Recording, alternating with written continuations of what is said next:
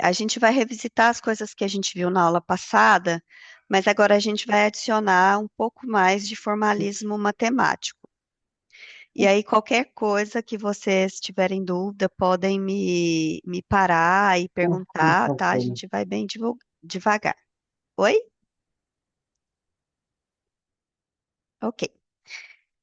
Bom, nas últimas aulas a gente falou sobre um sistema de dimensão 2. Então a gente vai continuar tendo ele como principal exemplo na aula de hoje, mas a ideia é tentar generalizar, tá? Então a gente vai formalizar a parte matemática desse sistema mais simples, mas sempre pensando em generalizações. Me perguntaram sobre a prova, não está aberta, deveria estar. Vou olhar isso assim que acabar a aula, tá? É, mas aí depois eu estendo o prazo, tá? E a prova, a primeira prova, estou quase acabando de corrigir ainda, tá? Mas até o final da semana. Ok. Então, a nossa ideia, a maneira como a gente formaliza isso é através de postulados. Só que esses postulados, vocês vão ver, eles são bem diferentes, por exemplo, dos postulados da relatividade restrita. Porque na relatividade restrita, a gente postulava duas coisas e tirava o resto como consequência, né? Então, a gente postulava duas coisas que tinham um apelo físico muito grande, que por mais que parecessem contraintuitivas, era fácil entender o significado físico delas. E aí depois, a matemática, transformações de Lorentz, todas as outras coisas, né? As fórmulas matemáticas, a modificação que a gente precisava fazer nas fórmulas matemáticas, elas vinham como consequências dos postulados físicos. E por mais que fossem contraintuitivos, eles ainda têm um certo quê de segurança ali, por causa de serem postulados que estão enraizados na física. Na física quântica, vocês vão já têm percebido, né, mas vão perceber agora que esses postulados são de natureza distinta. A gente não vai ter um postulado físico e derivar a matemática. A gente já começa postulando a matemática. E o significado físico desses objetos matemáticos continuam em debate até hoje, como eu vou tentar pincelar ao longo das próximas aulas, tá? Então vai parecer uma coisa assim bem ad hoc, né? A gente postula como é a matemática e pronto, e segue dali. E essa vontade de entender fisicamente melhor o que essas coisas significam ainda é uma coisa que movimenta muito a área. E eu vou tentar trazer um pouco dessa discussão ao longo das próximas aulas. Apesar de dar uma cara mais prática, simplesmente por questões didáticas, eu vou tentar sempre pontuar quais são os perrengues, os BOs que aparecem quando a gente tenta, é, pensar na interpretação física dessas coisas, tá? Ok, essas. Essas coisas que eu vou falar para vocês na aula de hoje, nas últimas aulas, né, aquela parte de bit quântico, aquilo não tem daquela forma nos livros usuais de física básica. É, tem algumas discussões no Moisés e no Feynman. Aquele Sir Zemansky lá, você simplesmente esqueçam da existência dele, porque essa parte de física quântica lá é muito ruim. Então, não estudem por aquilo, porque é, não, não. E aí, tem algumas outras bibliografias que eu vou deixar para vocês. Uma é uma que eu escrevi junto com o meu orientador de doutorado, Terra Cunha, que é da Unicamp, e o Alexandre Baravieira, que é da URGS, que é bem nessa linha que eu tentei falar para vocês nas últimas aulas. Tem um outro livro que sou eu com o Marcelo, que tem muita interseção com esse primeiro que está aqui. A gente meio que usou, né, esse como base para fazer o outro, mas ele é voltado para alunos do ensino médio. Então pode ser uma boa para ler uns pedaços, mas esse mecânica quântica para matemáticos em formação, ele é um pouco mais, um nível um pouco mais alto, que eu acho que é mais adequado para vocês. Principalmente para quem quer ir mais para física, exatas, assim, que quer aprender isso um pouco mais, né? É, e tem também o Nielsen Chuang, que é a Bíblia da Informação Quântica, que tem essas coisas bem feitas no capítulo 2, tá? Até a seção 2.2.5. E aí, qualquer dúvida que vocês tiverem, vocês podem me perguntar e eu vou tentar. Eu acho que eu já coloquei essas referências no Moodle, depois eu vou entrar no Moodle a hora que a aula acabar para conferir, tá? Mas já deveria estar lá. Ok, então, como eu já mencionei para vocês, um dos conceitos centrais da física quântica é a possibilidade da gente fazer superposições. Esse conceito novo da física, que a gente chama de superposição, que é um conceito que vem já da física clássica. Toda vez que a gente fala de ondas, a gente tem esse fenômeno de superposição. Então, por exemplo, se eu tenho uma onda luminosa, né, se eu tenho duas fontes distintas ou uma única fonte passando por uma fenda dupla, se eu vou olhar para um determinado ponto, eu vou ter dois campos elétricos ali se superpondo e o campo elétrico final vai ser a soma desses dois. Todo fenômeno ondulatório acontece isso. E agora, como a gente vai associar a partículas, a qualquer coisa, uma onda, existe a possibilidade de acontecer superposição também quando a gente trata de partículas. E esse é o conceito fundamental, que é, de novo, contraintuitivo pensar que você pode ter superposição de posições do elétron, por exemplo, mas é uma coisa que vem daí. Então, esse conceito físico novo, que é a superposição, ele pode ser descrito matematicamente através da noção de combinação linear, que é o que já acontece na ondulatória clássica. Quando a gente vai fazer superposição de campo elétrico, a gente está fazendo uma soma vetorial ali, né? Então, eu tenho dois campos elétricos que são representados por setinhas, e eu vou fazer uma soma vetorial eh, desses dois campos, tá? Então, para falar de física quântica, a gente precisa falar de álgebra linear. Então, a gente vai começar tratando do caso do bit quântico, que a gente já discutiu nas aulas anteriores, que vai precisar do espaço vetorial mais simples possível, que é um espaço vetorial de dimensão 2. Só que o problema, a diferença entre isso e os cursos de álgebra linear que a gente costuma fazer, não sei exatamente como foi o curso de álgebra linear de vocês, mas os cursos de álgebra linear que a gente faz na graduação, normalmente, eles são cursos que trabalham com espaços vetoriais reais, RN, né? Aí vai ter toda a geometria, a parte geométrica do R2, do R3 e depois generalizações para dimensões mais altas, normalmente. Mas para falar de física quântica, a gente precisa de números complexos. Então, a gente precisa modificar um pouquinho as nossas definições da álgebra linear para poder fazer álgebra linear com números complexos, tá?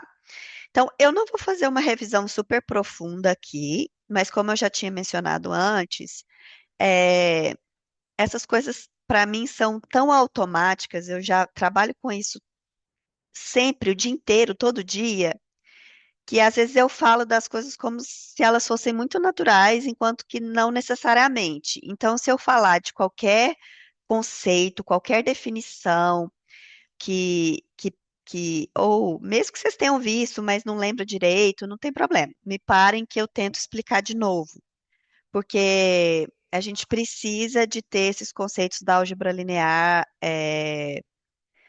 eles bem estabelecidos para a gente entender a matemática da física quântica, tá?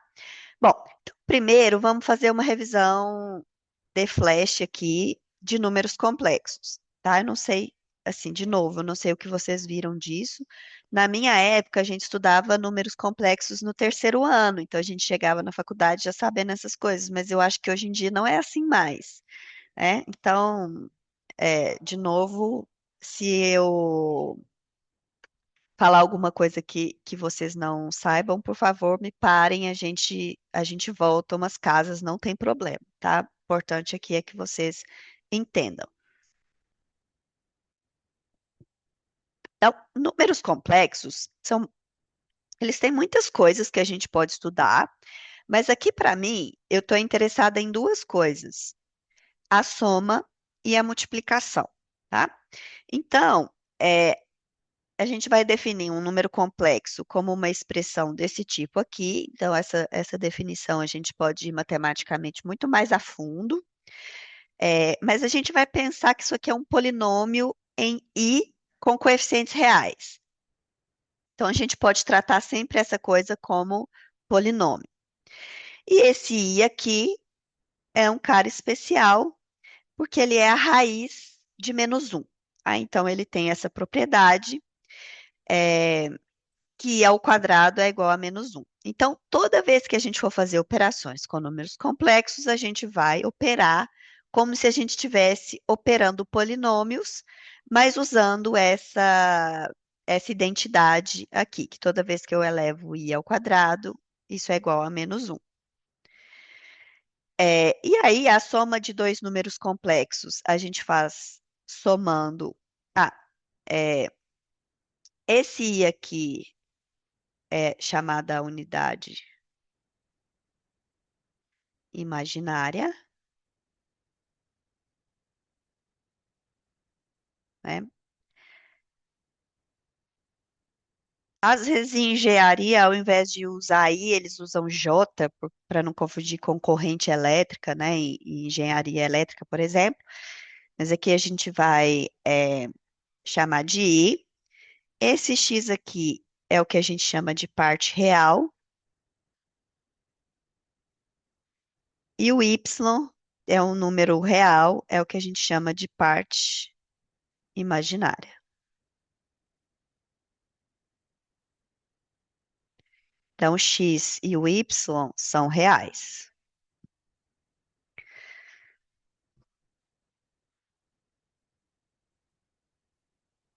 Ok, então a soma de dois números complexos, ela é definida simplesmente somando as partes reais e as partes imaginárias, tá? Então eu vou criar um outro número complexo somando os x e somando os y.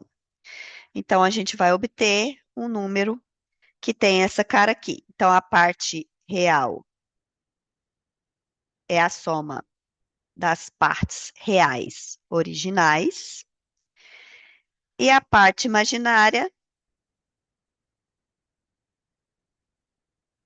é a soma das partes imaginárias originais.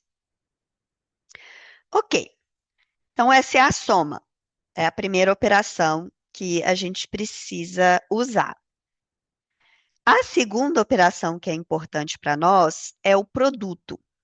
E aí a gente pode operar simplesmente fazendo uma operação de polinômios, tá? Então eu vou fazer, deixa eu fazer aqui. Então eu quero fazer x1 mais i, y1 vezes x2 mais i, y2. Então, eu vou fazer aqui a distribuição da soma sobre o produto, igual a gente faria com polinômios. Então, isso aqui vai ser x1, x2, mais i, x1, y1, mais i, x2, opa, que tá errado, né?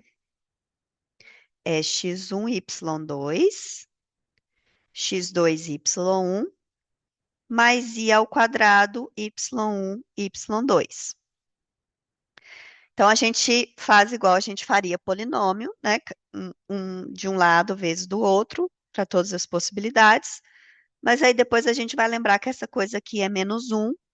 Então, esse produto vai ser x1, x2 menos y1, y2, mais i x1, y2 mais x2, y1. Então, esse é o produto desses dois números complexos. Então, dado por essa expressão aqui, ok? Então, pode parecer um pouco trabalhoso, mas é o que a gente já está acostumado de fazer com polinômio, mas sempre lembrando que se o i aparece ao quadrado, ele vale menos um. Ok, agora tem uma terceira operação que não tem análogo em número real, essa operação é exclusiva de números complexos, que é tomar o conjugado de um número complexo. Então, se eu tenho um número complexo z, o conjugado dele é um outro número complexo que a gente obtém mudando o sinal da parte imaginária. Então, ele vai ser esse número complexo aqui, tá? Ele tem a parte real igual e a parte imaginária com o sinal trocado, tá? Então, a diferença aparece nesse sinal aqui, tá?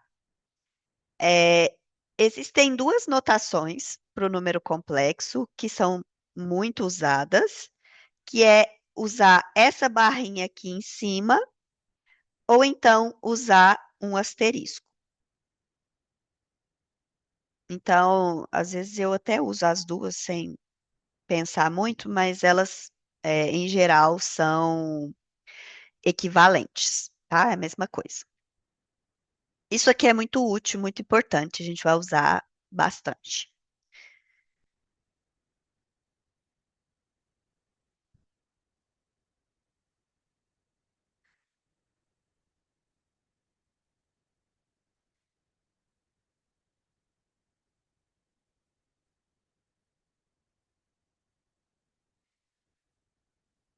Ok.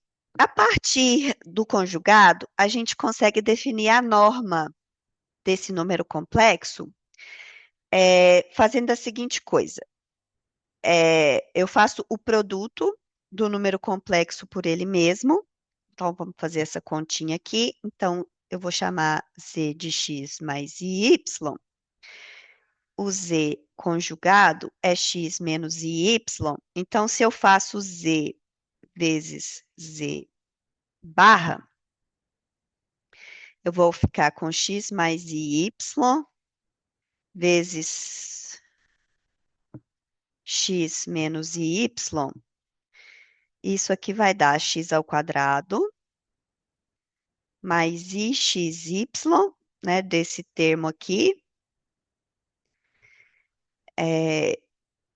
menos ixy desse termo aqui, né,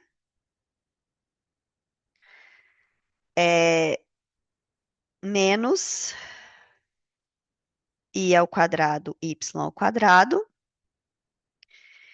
Só que, lembrando de novo que esse cara aqui é menos um, então a gente vai ficar com x ao quadrado mais y ao quadrado, que esses dois aqui vão se cancelar, né?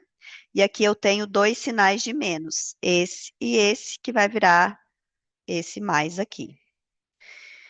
Então, toda vez que eu fizer o produto do número complexo Z por ele, pelo conjugado dele, eu vou obter essa coisa aqui, que é a parte real ao quadrado mais a parte imaginária ao quadrado. Então, tem uma coisa que eu não vou entrar muito agora, mas que é importante, que a gente chama de representação geométrica ou representação polar de um número complexo, que é representar um número complexo no R2. Então, aqui eu tenho parte real, né, x, e aqui parte imaginária, e eu vou representar o número complexo z por um vetor com coordenadas x e y. Esse cara aqui é o z. E aí, a norma do número complexo é a norma do vetor, é o tamanho do vetor, tá? Que não é isso aqui ainda, né? Isso aqui é o quadrado da norma. Então, é, a norma do número complexo é a raiz desse produto que a gente acabou de calcular. Então, nessa representação geométrica, né, a gente tem aqui os eixos, e aqui eu tenho um vetor que eu associo ao número complexo z.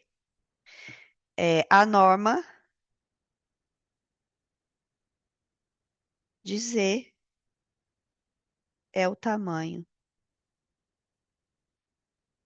do vetor. Eu não vou entrar muito em detalhes dessa parte geométrica, porque a gente não vai usar isso tanto por enquanto, tá? Mas é útil às vezes. Ok, perguntas até aqui?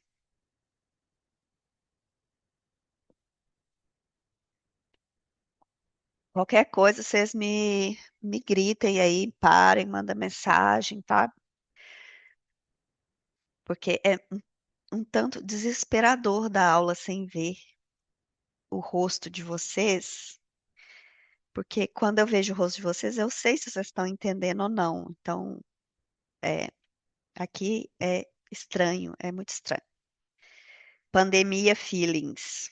Ok, então agora que a gente já, né, falou muito rapidamente de números complexos, a gente vai passar para falar de álgebra linear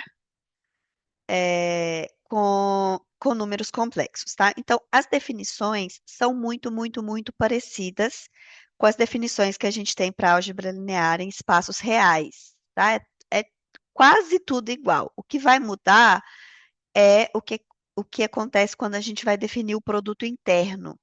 Para a gente ter uma boa noção de produto interno, a gente precisa mudar um pouquinho, e a gente já vai chegar lá.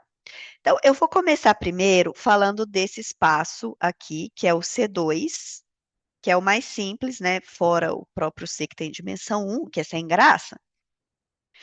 É o C2, que é um espaço de dimensão 2. Então, esse conjunto, ele é um conjunto que é formado por vetores que têm duas entradas complexas, tá? Observem aqui que não dá mais para desenhar essa coisa. Apesar de ser um espaço vetorial de dimensão 2, ele é um espaço vetorial de dimensão 2 sobre os números complexos. Cada número complexo tem duas entradas reais. Então, de certa forma, esse cara aqui, ele tem palavras na matemática, né? Isomorfo, não importa, mas ele é parecido, de certa forma, com R4. Por quê? Aqui eu tenho duas entradas complexas, o Z e o W, mas cada número complexo é formado por dois números reais. Então, se o Z é x mais y e o W é s mais ti, com x, y, s e t reais, no final das contas, eu posso associar esse cara aqui com um vetor em R4, que é x, y, s e t, tá? Com esses caras em R. Então, muitas vezes a gente faz essa associação do C2 com R4, é, mas tem que tomar cuidado, porque essa associação só vai até certo ponto. Então, quando a gente fala de produto interno, essas coisas tem que tomar cuidado, porque o produto interno em C2 não é simplesmente fazer o produto interno em R4 desse vetor aqui, tá? Então, eu não vou entrar muito em detalhes dessa associação, e nem vou usar isso muito. Mas aqui é só para a gente pensar que não dá para desenhar essa coisa mais, ela já tem uma dimensão real que está fora da nossa capacidade de desenhar. Mas certas noções a gente pode sempre tentar imaginar como a mesma noção se traduz no R2 ou no R3, que a gente tem uma visão geométrica da coisa, que funciona muito parecido. Ok, então, quando a gente tem na álgebra linear, a gente tem duas operações, na verdade são três operações que são essenciais, mas a gente começa com as duas mais importantes, que é a soma de vetores e a multiplicação de um vetor por um escalar. Lembrando que agora eu estou fazendo todas essas operações com números complexos. Então, eu tenho dois vetores, lembrando da notação, dessa notação aqui, né? Toda vez que tiver uma letrinha ou um número dentro desse símbolozinho, que a gente chama de cat, isso significa que a gente tem um vetor. Então, esse cara aqui a gente chama de cat, é sempre um vetor num espaço vetorial adequado. E essa notação que a gente usa para álgebra linear é conhecida como notação de Dirac. Não tem nada de diferente da álgebra linear usual, né? Se a gente fosse, por exemplo, lá no IME, usaria uma setinha em cima, sei lá, tem outras notações possíveis. Às vezes nem usa nada em cima, né? Fica subentendido do contexto ali se é um vetor ou não. Essa notação de Dirac, ela é útil para o tipo de conta que a gente faz em física quântica. Nesse curso nosso, eu não vou entrar muito nesse tipo de conta, então vocês não vão conseguir apreciar toda a beleza da notação de Dirac, né? A, o que faz dela realmente útil para a gente que trabalha com física quântica. Porque aí as contas, elas ficam meio automáticas, você não precisa ficar pensando se a coisa é um vetor ou uma matriz, um vetor linha, um vetor coluna, porque a notação já faz esse trabalho para você. Então, eu não vou entrar muito, vocês não vão ter que fazer essas contas, mas eu quero usar a notação de Dirac, porque se depois vocês virem isso em outro lugar, num curso de química, no jornal, falando de computador quântico, vocês vão saber identificar que objeto matemático aquela coisa se refere. Ok, então, voltando aqui para o nosso espaço vetorial, é, a primeira coisa que a gente define é a soma de dois vetores, que é igual do R2, é uma soma coordenada a coordenada, lembrando que aqui são números complexos, então eu estou fazendo soma de números complexos. E a segunda coisa que a gente faz, a segunda operação, é o produto de um vetor por um escalar. Lembrando que agora o nosso escalar é um escalar complexo, tá? Então, eu tenho um vetor que tem duas entradas complexas e eu vou multiplicar esse vetor por um número complexo. E o que eu obtenho, né, como a gente define essa operação, é fazendo a multiplicação coordenada a coordenada. Então, eu multiplico a primeira coordenada por lambda e depois multiplico a segunda coordenada por lambda. Então, essas são as operações básicas para a gente chamar uma coisa de espaço vetorial. Na verdade, para ser de fato um espaço vetorial, precisa satisfazer uma lista de 8 propriedades que vocês devem ter analisado lá no curso de álgebra linear, distributividade, se a soma tem que ser comutativa, blá blá blá. Eu não vou fazer isso aqui, tá? Mas para a gente chamar um conjunto de espaço vetorial, eu preciso que esse conjunto tenha uma estrutura. Que estrutura é essa? Eu preciso de duas operações, soma e multiplicação por escalar, satisfazendo uma série de restrições. Todas essas restrições são satisfeitas por essas duas operações que eu acabei de definir aqui, ok? Então, esse é um espaço vetorial complexo. Ok. Agora, uma vez definidas as operações, a gente pode começar de fato a fazer as definições da álgebra linear. Então, o que que é importante aqui para mim?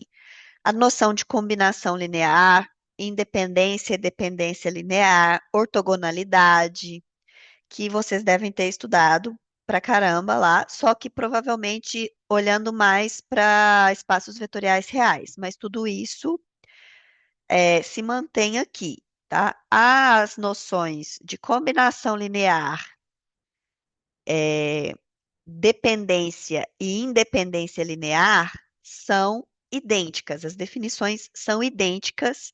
Eu não vou entrar muito aqui. Eu vou gastar um tempinho maior na noção de produto interno, porque ela é um pouco diferente, tá? Mas vamos lá. Então, uma combinação linear de dois vetores, aqui não precisava ser dois, podia ser mais, né? Mas aqui eu escrevi dois, não sei por quê.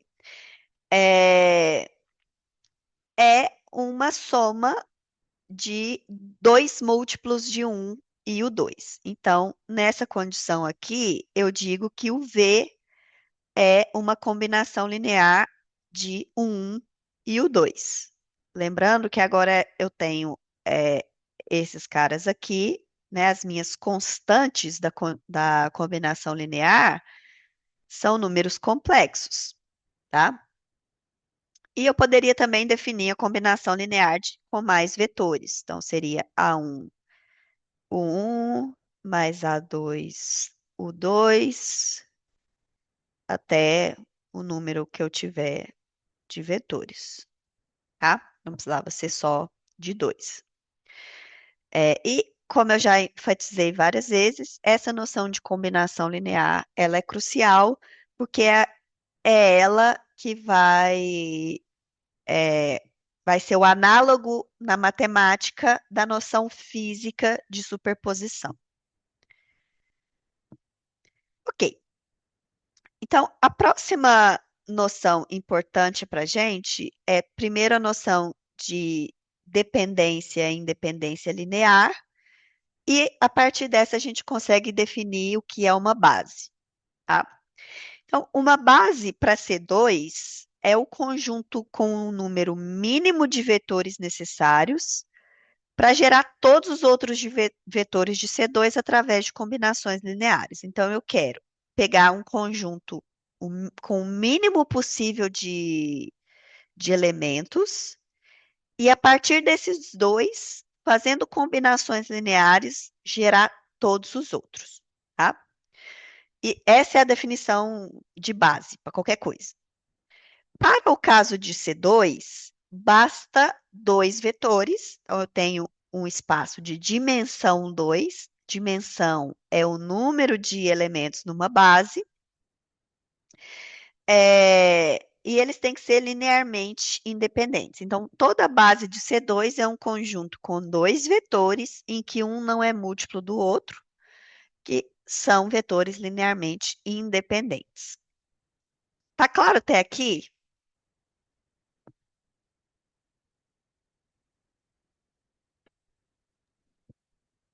Então, por favor, se essas coisas de álgebra linear não estiverem claras, vocês me perguntem, pode me mandar e-mail, o que que não ficou claro, que na próxima aula eu tento falar um pouco melhor e na semana que vem, voltando às aulas presenciais, a gente fala de novo disso se for necessário, tá? Então, eu tô assim um pouco com medo de ficar muito repetitiva falando coisas que vocês já sabem ou falar muito rápido e vocês não entenderem nada do que acontece depois. Então, por favor, me deem feedback aí, tá? Ok. Então, até aqui, é, as definições de combinação linear, dependência e independência linear e base, tudo é exatamente igual às definições da álgebra linear sobre é, números reais. O que muda é o produto interno, que é o que a gente vai falar agora.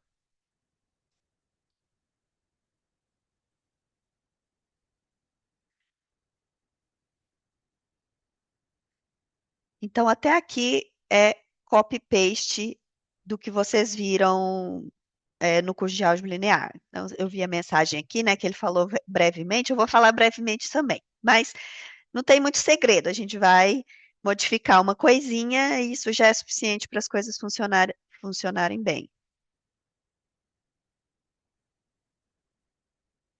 E, aí depois a gente vai falar desses operadores autoadjuntos, porque eles são essenciais na física quântica. Então, esse professor de vocês aí já estava prevendo o que ia acontecer nos próximos capítulos. Ok.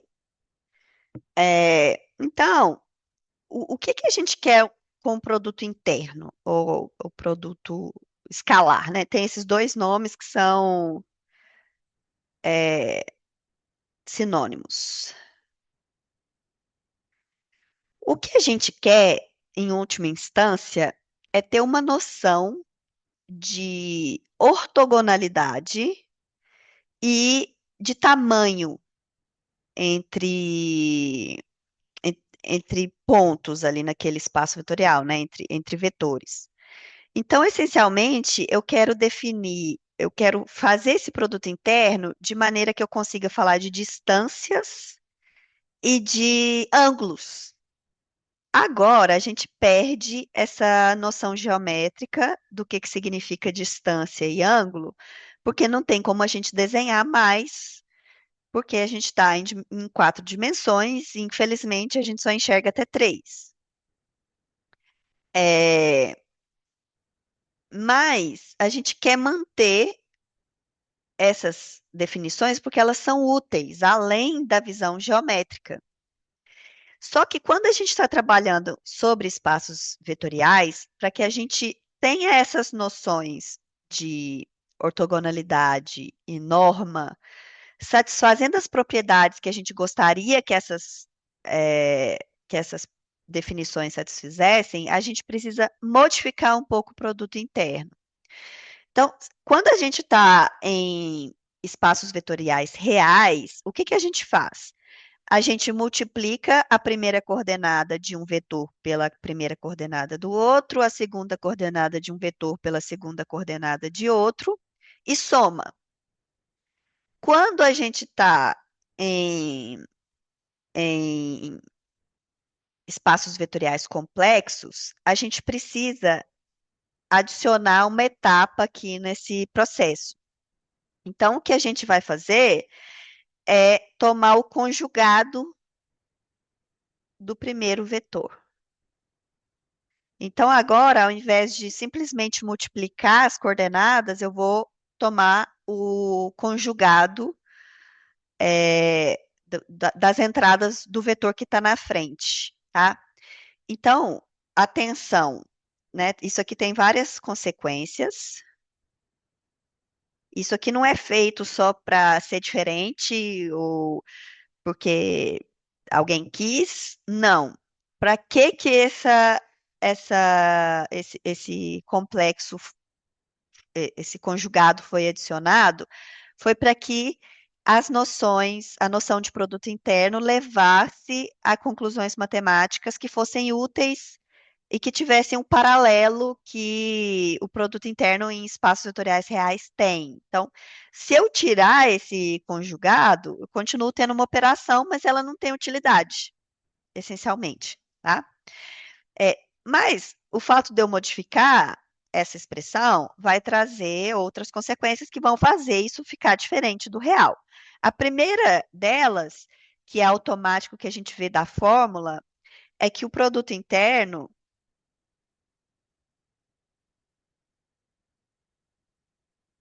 não é mais comutativo. Então, o V, em geral, é diferente de VU, tá? Porque ele vai trocar quem eu vou fazer o conjugado. Então, o produto interno não é mais comutativo, além de outras consequências que podem aparecer aí, tá? É, peraí,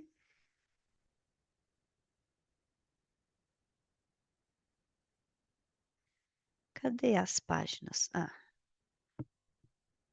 onde eu estou? Aqui. É,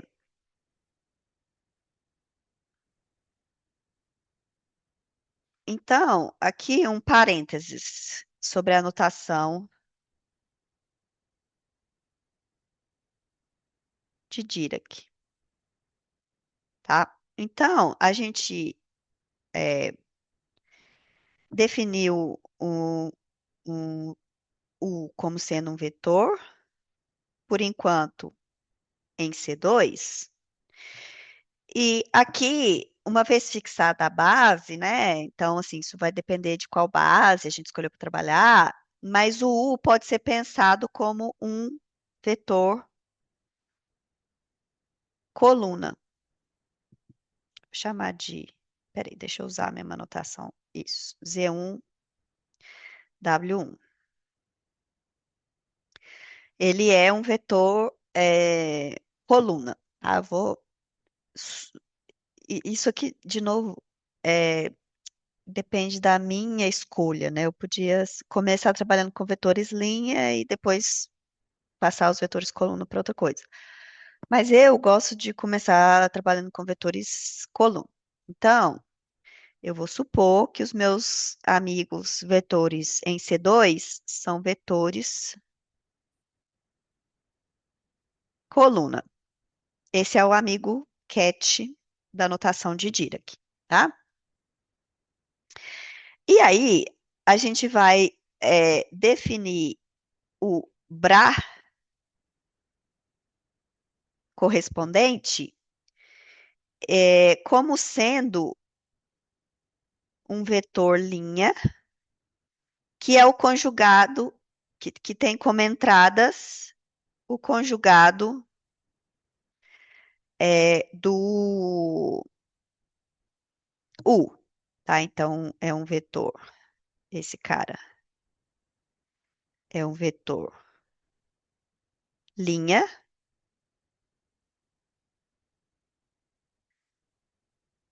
com entradas iguais aos conjugados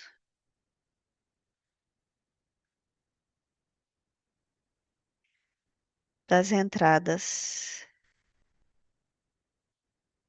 de U. Então, essa operação que a gente fez aqui, ao passar do cat para o bra, a gente transformou o vetor de um vetor linha para um vetor coluna, mas conjugou as entradas. Essa é uma operação que a gente chama de transposta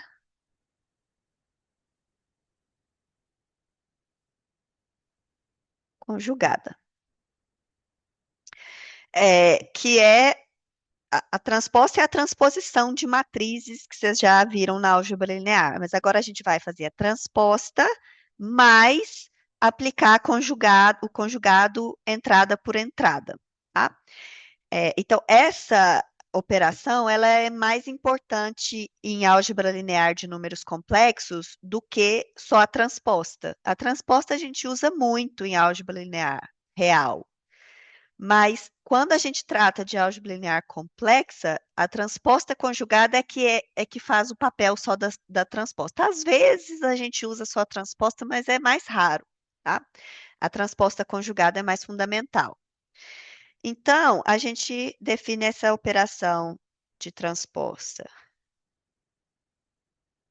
conjugada, que é trocar linhas por colunas e aplicar o conjugado em todas as entradas. E isso aqui não é só para vetores que a gente faz, tá? Isso aqui é importante também quando a gente começar a falar das matrizes, que vão aparecer, talvez não vai dar tempo na aula de hoje, mas certamente na aula de quinta. É, Então, vamos supor que eu tenho uma matriz A, que tem, por exemplo, é uma matriz 2 por 2, que tem essas entradas aqui, 1 mais 2i, 3i, 4i, por exemplo, tá? Então, a gente vai calcular a transposta conjugada. O símbolo que a gente usa para transposta conjugada é tipo uma cruzinha. Eu não vou saber fazer ele certo aqui, mas depois eu mostro para vocês o símbolo no- escrito no computador, porque aí dá para vocês ver direito. Ele é uma cruzinha assim mais estilizada, que é o que normalmente a gente usa para não ser só o T da transposta, porque agora é uma operação diferente, né?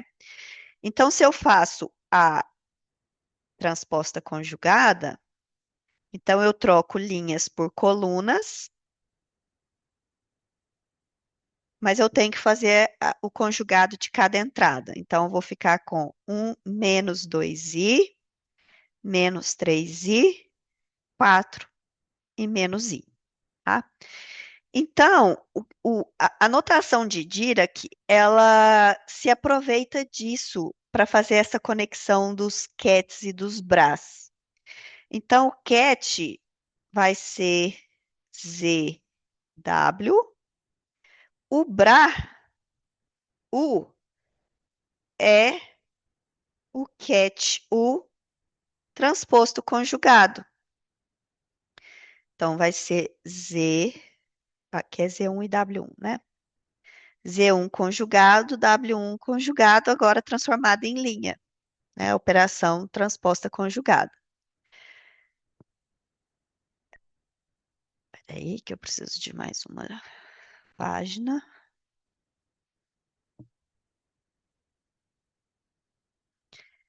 E. Deixa assim. E aí, se eu tinha o cat U igual a Z1, W1, o cat V igual a Z2, W2, eu vou agora olhar para o bra U, que é. Ops, tá errado. Z1 conjugado, W1 conjugado. E aí o produto interno vai ser o produto desses dois vetores aqui. Então, cat U, bra U, cat V vai ser Z1, W1 vezes produto matricial aqui, tá? Z2, W2, que vai ser Z1 conjugado, né? Agora eu faço o produto de matrizes. Mais W1 conjugado, W2.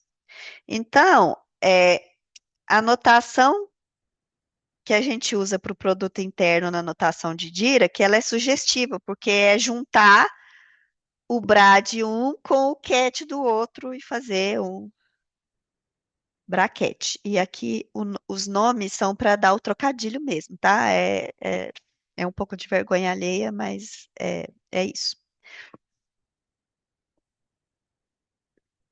E aí, a anotação de Dirac, ela foi escolhida porque aí agora eu não preciso pensar que eu estou fazendo o produto interno das coisas.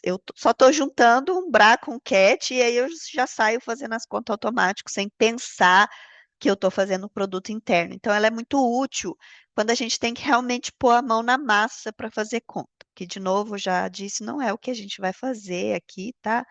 Mas, é, mas eu quero, tipo, usar essa notação para que, se vocês precisarem dela depois, vocês já estão familiarizados. Perguntas aqui? Então, aqui é só uma questão de notação mesmo, tá? É, e a introdução dessa operação de transposta conjugada, que é bem importante. Ok, agora, uma vez introduzido o produto interno, é, a gente precisa. Agora, a gente pode fazer as definições de ortogonalidade e norma. Então, a gente diz que dois vetores são ortogonais se o produto interno entre eles é zero. E a gente diz que um conjunto de vetores é ortogonal se os vetores que fazem parte desse conjunto são 2 a 2 ortogonais. Aqui eu escrevi só com dois, porque a minha intenção é tratar primeiro do, do C2, né? Que tem no máximo dois vetores ortogonais. Mas, em geral, eu poderia ter conjuntos com mais vetores. Eu digo que esse conjunto é ortogonal. Se eu fizer o produto interno de um com o outro, der sempre zero. E a gente vai usar isso quando a gente for para dimensões maiores. E aí, a partir do produto interno, a gente teve a definição de ortogonalidade, a gente também pode fazer a definição de norma. Então, a gente diz que a norma de um vetor é a raiz do produto interno dele com ele mesmo. Observem que a definição de ortogonalidade e a definição de norma são iguais. O que a gente mudou foi a definição de produto interno, né? Que agora tem esse, é, esse conjugado aí que foi adicionado, tá? Ok, e aí, por fim, juntando as duas coisas, a gente pode falar de um conjunto ortonormal, que é um conjunto ortogonal. Se eu faço um produto interno de um com o outro, dá zero. E se eu faço o produto interno de um com ele mesmo, dá um. A norma do vetor, dos vetores que compõem aquele conjunto é um. Por isso, ortonormal.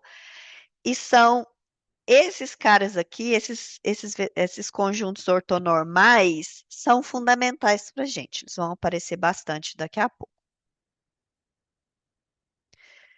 Ok.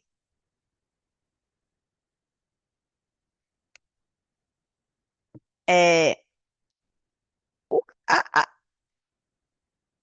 definição fundamental aqui para a gente, né? Uma das definições fundamentais que a gente vai precisar é a definição de base ortonormal. Então, no caso de C2, é um conjunto com dois vetores ortogonais e de norma igual a 1. Se eu for para a dimensão maior, eu vou ter mais elementos dentro desse conjunto, tá? Tantos quanto forem a dimensão do espaço vetorial. Exemplo de bases que a gente usou na aula passada para o bit quântico. A base canônica, 1001, que a gente pegou emprestado essa notação lá da ciência da computação para o bit. Então, de novo, eu queria reforçar que esse vetor aqui não é o zero,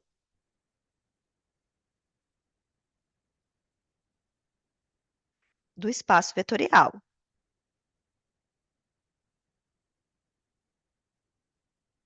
tá? O zero normalmente a gente denota assim, sem usar o cat, tá? Cuidado para não confundir. Assim, essas notações sempre têm os lados ruins, né? Tem sempre um perigo de confusão aí de alguma coisa.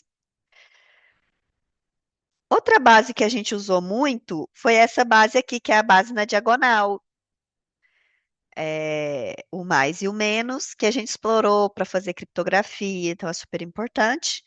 E tem uma outra base que a gente normalmente usa essa notação aqui, por causa de, no caso de polarização, representar polarização circular para um lado ou para o outro, sendo que eu sempre confundo, então pode ser que esteja trocado aqui, tá? Mas tem duas e a diferença é o sinal de menos ali.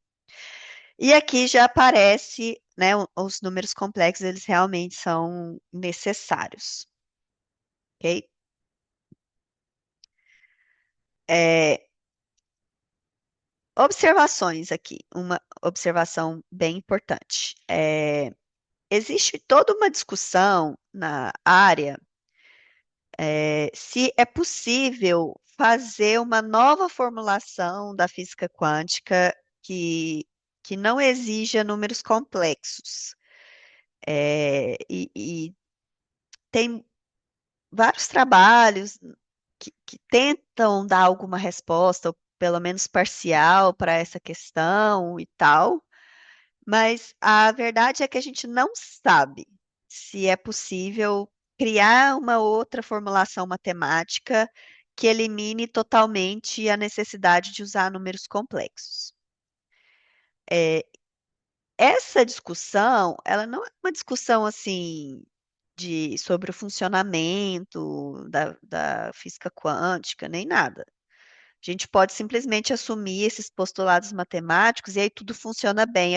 As previsões da física quântica são extremamente boas, não tem, assim, o regime no qual ela se aplica é imenso. Depois houve correções para juntar com a relatividade restrita, então já tem uma versão mais completa do que a que eu vou apresentar para vocês. É, mas essa formulação é super boa. A questão é mais filosófica do que realmente prática, né? Se, tá, eu tenho essa formulação super boa aqui que funciona. Será que. Ok, então, a gente, por enquanto, estava focando no bit quântico, mas daqui a pouco, na próxima aula, a gente vai falar de outras grandezas físicas que necessitam de um espaço, vetorial de dimensão maior. As definições se mantêm, a gente só vai adicionar mais entradas nos vetores, assim como é no caso de álgebra linear real, ok? Bom, então aqui a gente termina é, o nosso curso relâmpago de álgebra linear complexa.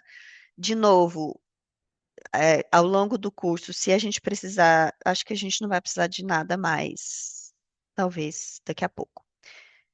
Mas eu sempre vou tentar lembrar de reforçar as definições, e aí eu peço para vocês de novo que me parem se eu falar de qualquer coisa que parecer grego, tá? Ok, então, para finalizar a aula de hoje, eu vou começar a listar os postulados e vou continuar na aula que vem. Então, a gente começa na quinta-feira, relembrando esse primeiro postulado que eu quero discutir agora, para finalizar a aula de hoje. Então, o que a gente vai precisar aqui, essencialmente, são três coisas, e a gente vai ligar, é, o que a gente precisa na física com um objeto da álgebra linear. Então, a gente vai precisar primeiro, uma coisa que representa o estado do sistema, que me conta informações sobre aquele sistema. Se a gente fizer um paralelo com a mecânica clássica, por exemplo, a, o análogo seria, por exemplo, eu ter a posição como função do tempo, né? A função R de t. A partir dali, eu consigo derivar qual é a velocidade, aceleração. A partir da segunda lei, eu sei qual que é a força, consigo calcular a energia.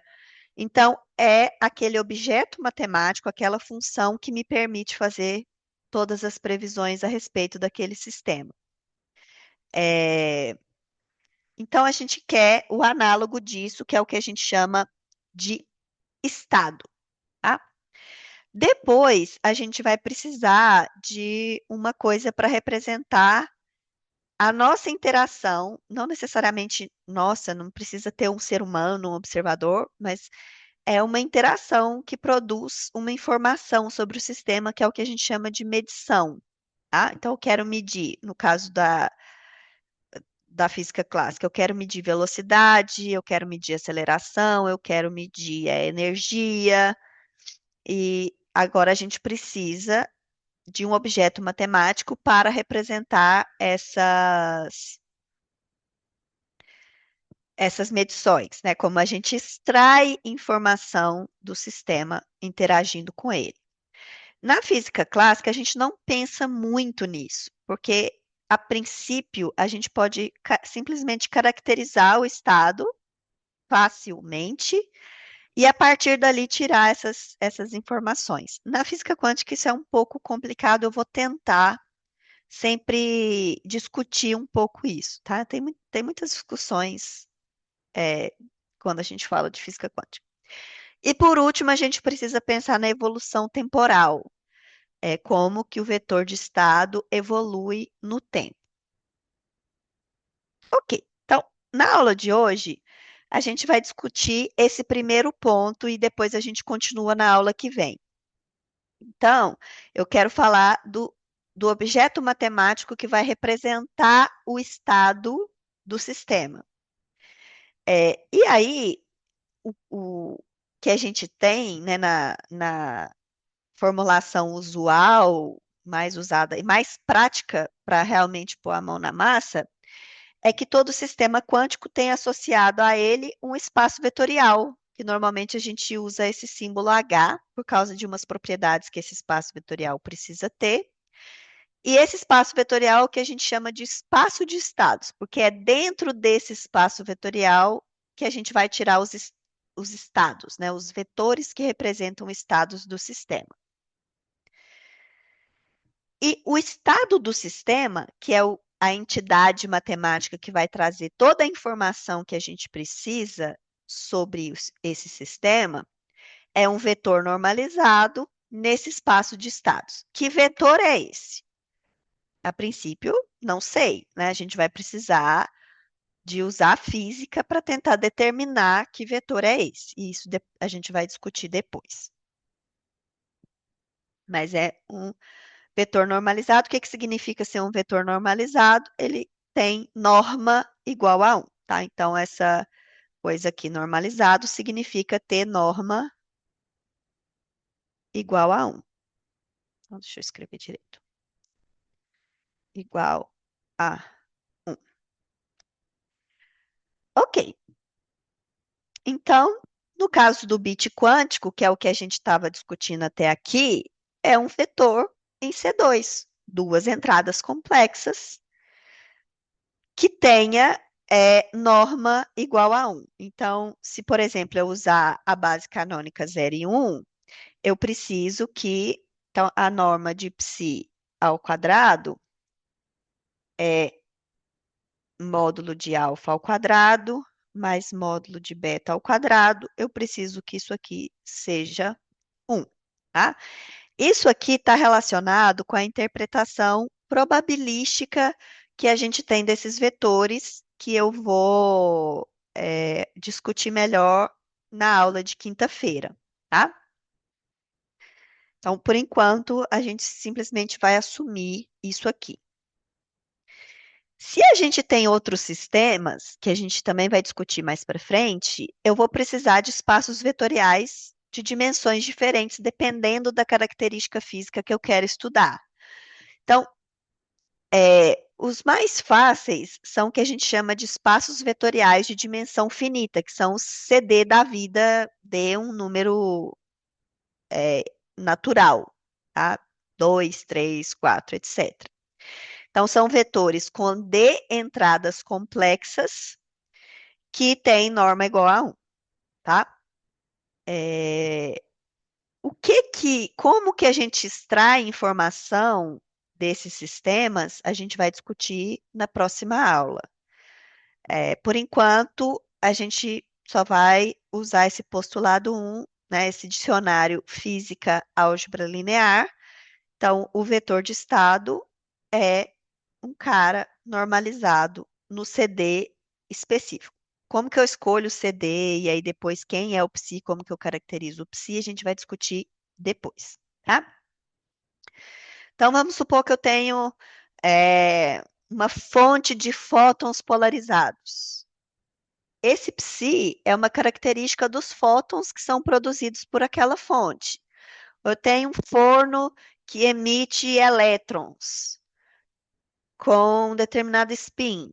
Então, esse vetor psi é uma característica dos elétrons que estão sendo emitidos ali. Então, eu preciso caracterizar essa fonte de alguma forma para descobrir quem é o psi. Então, como que a gente faz essa caracterização? Eu vou mostrar para vocês na próxima aula.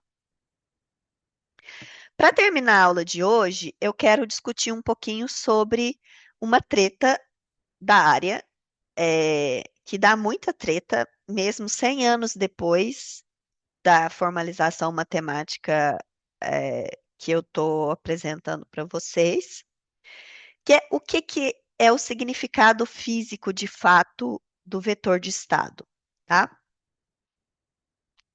Então, a discussão em torno do significado do vetor de estado é um dos debates em fundamentos de física que mais antigo, assim, sem um- uma resposta que satisfaz todo mundo, tá? É, e esse debate, ele é realmente uma coisa muito fundamental que leva a discussões assim muito acaloradas para ser um pouco, né, para ser simpática e com o que o pessoal anda fazendo. Quem presencia essas discussões vai ver que às vezes é um pouco mais do que acalorado. Assim, existem várias vertentes, várias pessoas que acreditam em coisas diferentes, parece até meio religioso, assim, sabe?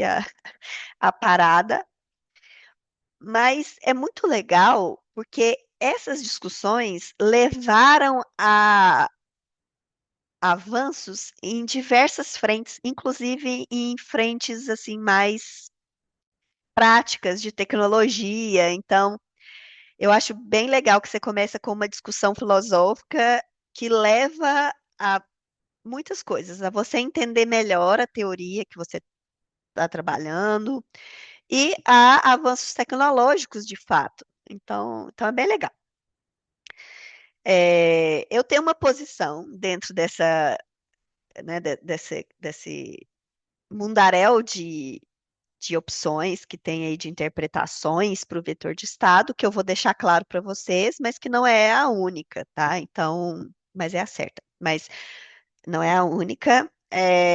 Então, vocês podem, se quiserem, ler um pouco mais ou conversar comigo, caso queiram. É, o quando a gente aprende física quântica pela primeira vez, a gente não pensa muito nisso. Então, por exemplo, quando eu fiz o primeiro curso de física quântica, ninguém discutiu essa treta aqui, tá? Mas eu gosto de falar sobre isso porque quando a gente estuda física quântica pela primeira vez, às vezes a gente pode ficar sempre com aquela sensação assim, nossa, mas eu não entendi nada. que é? Vetor de estado? Que é isso?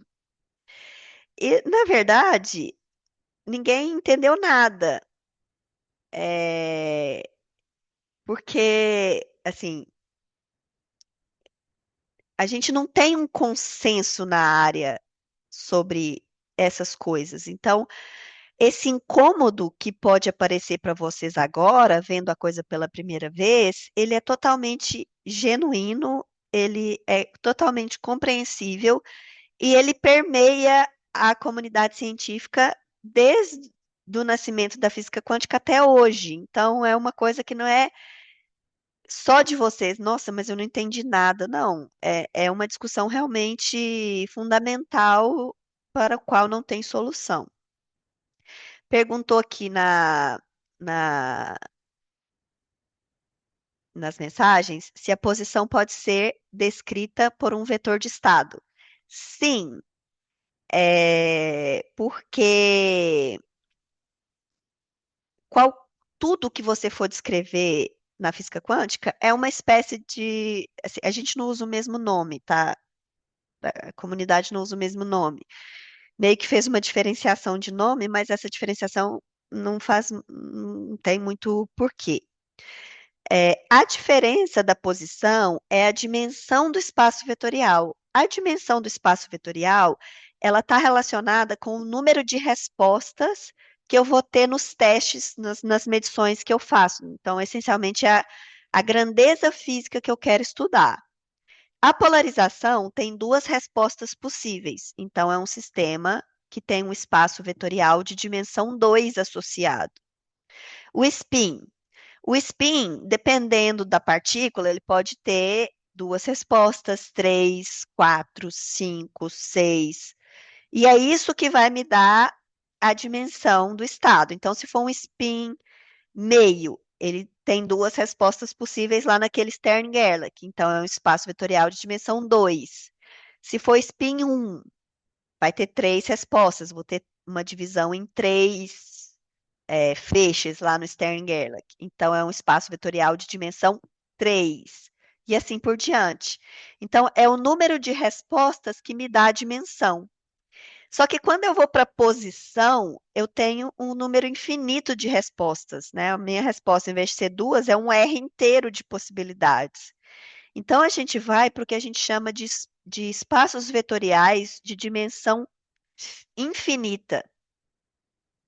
A parte da matemática que trata desses espaços vetoriais de dimensão infinita é o que a gente chama de análise funcional, porque esses vetores em dimensão finita podem ser vistos como funções, por isso análise funcional. Então, é a mesma coisa, é a mesma ideia de vetor em um espaço vetorial, mas esses vetores, como agora tem infinitas entradas, passam a ser representados como funções. E aí é o que a gente chama de função de onda. Mas é a mesma coisa, é um elemento em um espaço vetorial adequado, tá? A gente vai discutir isso, não sei se vai dar tempo de discutir isso na quinta, mas na semana que vem, com certeza. Então, a posição é sim representada por um vetor de estado, mas como é dimensão infinita, a gente normalmente chama de função de onda, mas é só uma questão de nomenclatura, é o mesmo conceito, assim, a mesma ideia, tá?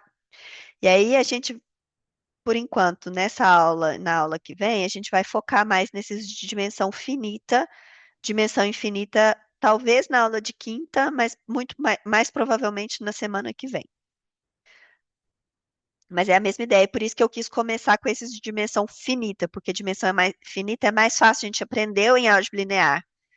Dimensão infinita, a matemática é mais difícil, mas as ideias são as mesmas. Então, se a gente aprendeu de dimensão finita, o outro fica mais fácil de entender, tá? Ok, então, quando a gente aprende essas coisas pela primeira vez, a gente vê isso de uma forma bem pragmática. Isso aí é uma coisa matemática que descreve o estado quântico de um sistema, ponto. Para que que ele serve? Ele serve para me dar informações que são probabilísticas. A gente já viu isso nas aulas anteriores, mas vai reforçar na aula de quinta-feira, sobre grandezas físicas do sistema. Tá? Então, é, é uma coisa prática. Ah, eu quero descrever aquilo ali, eu tenho um objeto matemático que me dá as respostas. Ponto. É, mas é óbvio que quando você está falando de física, você não quer só, né, como alguém tinha mencionado em alguma aula, que tem um físico importante na área que chama Mermin, que ele falou assim, ah, o povo só quer saber de shut up and calculate, né? Você não fica não fica pensando em questões filosóficas. Você só quer tirar resultados práticos. Então, você senta a bunda na cadeira e faz conta. E esse vetor de estado é o que você vai usar para fazer conta e tirar sua informação. Para a maioria das pessoas, isso é o suficiente. Por exemplo, se você está preocupado com coisas bem práticas, assim, ciência dos materiais, às vezes descrever, ou até mesmo assim, coisas de física mais fundamental, mas que são mais práticas, tipo, o que que tem numa estrela? Então, preciso usar a física quântica para entender a radiação que eu recebo, o que que causou ela, e aí eu ligo essas coisas e descubro o que que tem dentro daquela estrela. Se você só quer isso, resultados práticos, tudo funciona lindamente. O problema começa quando você começa a perguntar qual que é o significado dessas coisas. Então a controvérsia aparece quando eu me pergunto aqui, eu até coloquei função de onda, mas era para ser vetor de estado, porque aqui a gente está falando de vetor de estado, tá? Então esquece essa função de onda aqui por enquanto. Opa,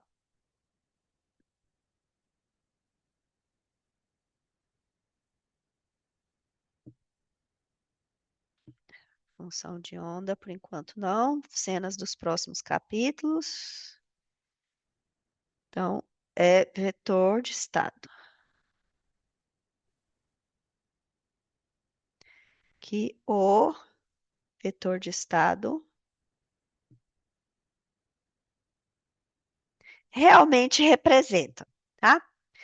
E aí, você pode escolher sua versão, a sua religião, tá? É, aí aqui de novo veio errado, não é função de onda, não, vetor de estado, tá?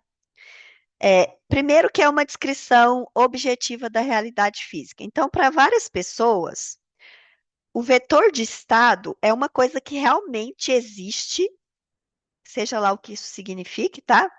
Então, é uma representação real e completa do estado da partícula, do sistema quântico que você quer estudar.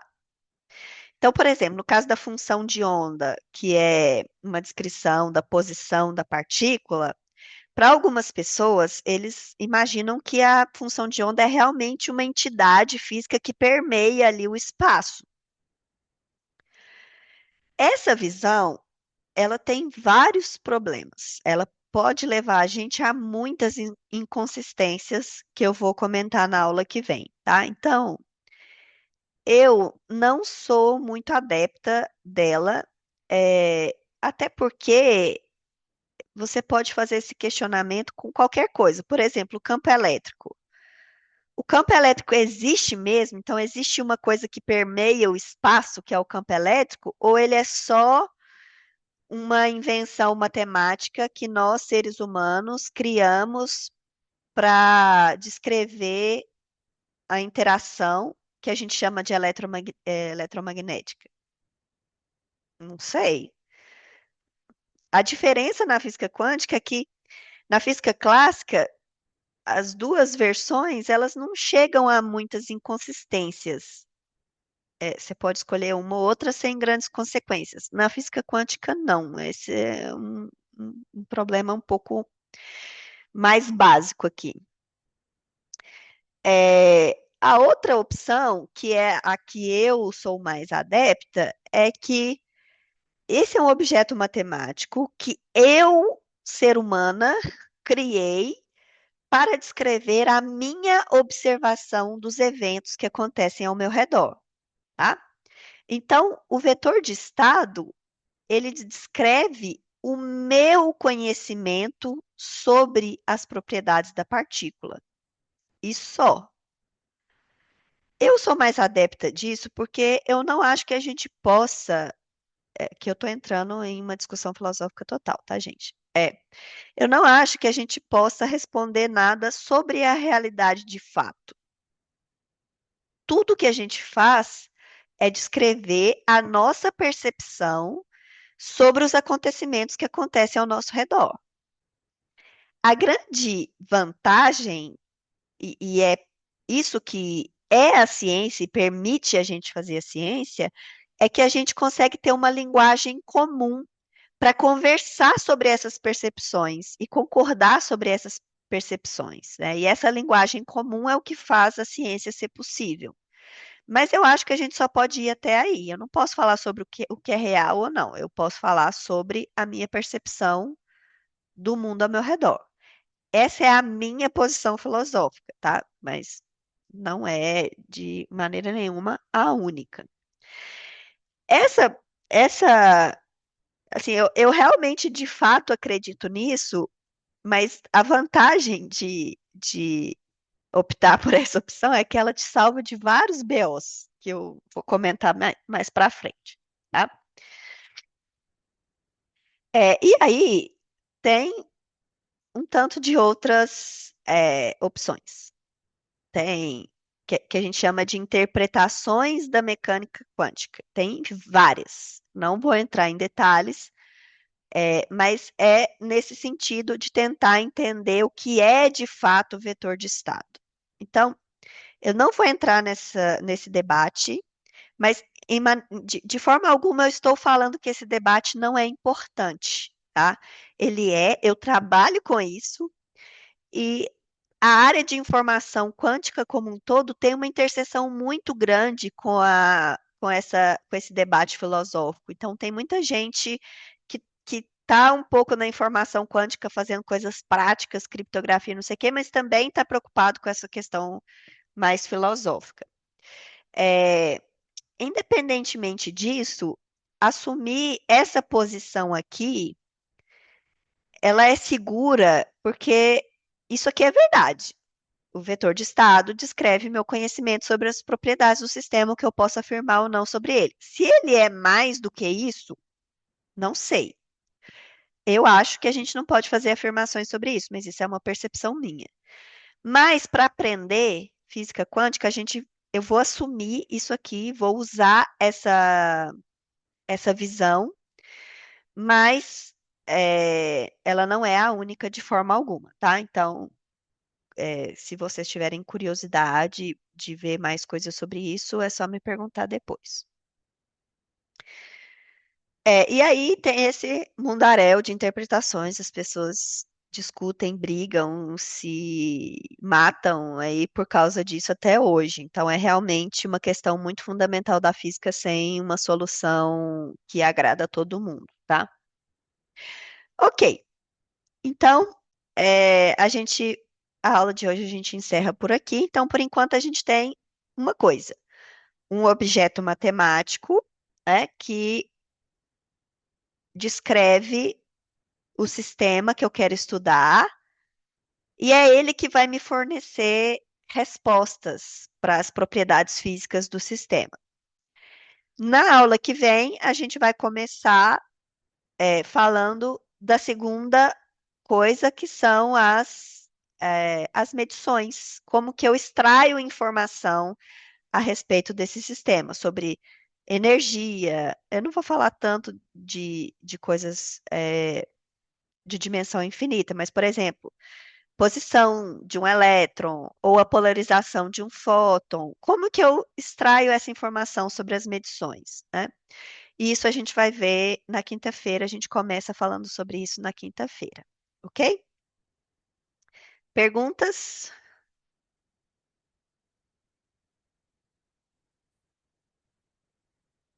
Ok. Então a gente encerra por hoje e a gente se encontra. Oi?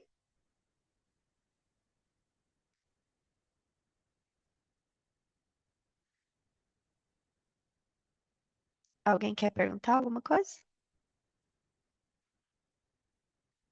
Ou, sim, as pessoas em fundamentos, elas se odeiam umas às outras muito fortemente. E é um pouco triste, assim, sabe? Meio deprimente às vezes.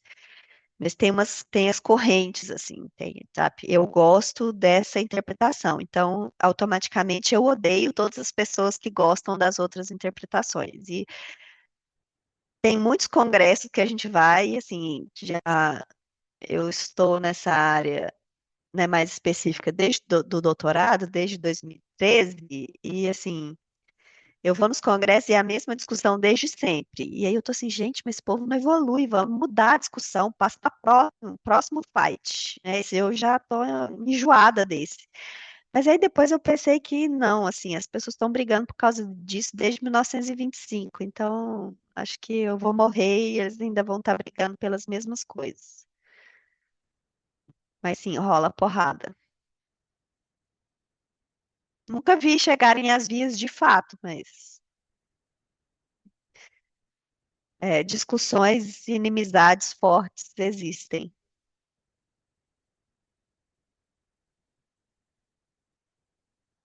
Mais perguntas?